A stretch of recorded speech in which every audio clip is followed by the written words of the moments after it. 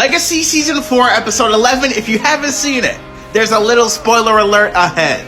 I knew it, we called it, y'all. No lie, at first in this episode when Jed said he had a secret, I assumed that his secret was the way that he triggered the werewolf curse. But his secret was confirming that he likes Ben. And I'm not gonna lie, y'all, I was about to tear up. And out of all the characters in the show, I'm glad that he said it to Finch. And I'm hoping that allows them to develop a better friendship. The way that Finch didn't get it at first and she was like, yeah, I like Ben too. The way that Finch didn't get it at first and she was like, yeah, I like Ben too was hilarious. Now, Jed, go get your god boyfriend. Hey, Finch, me and you have had our issues in the past. But I'm not gonna lie, I completely had your back because they were wrong for keeping you out of the loop. Okay, just because Josie's gone doesn't mean Finch is not a part of the Super Squad. Give her membership back, please. Like, she really didn't know anything that was going on at the school. And to my hizzy people, I just gotta know, how are y'all holding up? We now have confirmation that the reason Lizzie sire bond to Hope is because of how much she misses Josie. And believe me, Lizzie, I am right there with you. And to the hizzy people, it kind of changes the possibility of them happening. But I like that they went with that move. It's great for the story. And the fact that they used this little girl losing her sister to give us a parallel to Josie leaving the show was so emotional. Like, please, I can't. But generally, the way that I see it, this episode went to prove that Lizzie is definitely turning on Hope's humanity.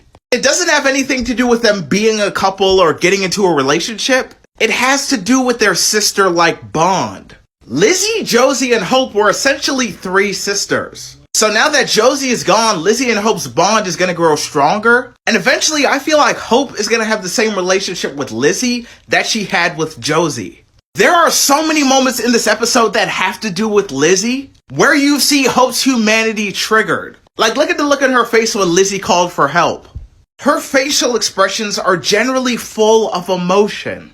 Also, Lizzie and Hope generally tearing down the misogyny in the vampire community is something we love to see. I feel bad for you. They did not have to do you like that this episode. They really made her lose her powers. And now she has to deal with these headaches every time she uses her magic? I really do feel like that since Hope left, the characters have been putting a little bit too much pressure on Cleo. But despite that, she has been carrying it with grace. And Aurora really came to the Salvatore school and took over. She became the headmaster and everything. And I love you, Aurora. I love what you're bringing to the story. I love your vibe. Because every time you're on the screen, you remind me of the originals. But I'm ready to throw hands with you after what you did to Cleo. And Aurora really did all of this stuff just to not really get any answers. It was kind of pointless. But we figure out from Ben that essentially Aurora is going to awaken the gods to come after Hope and try and body her. Which I honestly will say, I'm still not feeling the God storyline. And I'm glad that we got a break from it this episode, but we're just gonna have to see how it is going forward. Thank God that they finally made up, because it was just so heartbreaking seeing them not be friends. And my boy MG was low-key preaching to Ethan like he was giving him that sermon. He hit him with that a little bit of love and a little bit of grace, you could get some forgiveness. And this is all that I'm hoping. When Lizzie comes back in the picture, they need to know how to act right and not let her get in the way of their friendship. Because I can't do this again.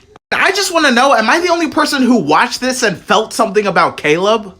In this scene right here, the way that he was acting, when MG said, yeah, now you can come back to the Super Squad. His hesitation with that fist bump, and the look on his face is like he wants to tell MG something. Is Caleb leaving the Salvatore school? And not because of the Munster thing, just is he leaving for good and going off on his own? I really feel like that's what's coming. I don't know if I can really take that though, because we just lost Josie. And Maya just now knows about the supernatural. And she's apparently okay with it. Like, on a weird kind of level okay.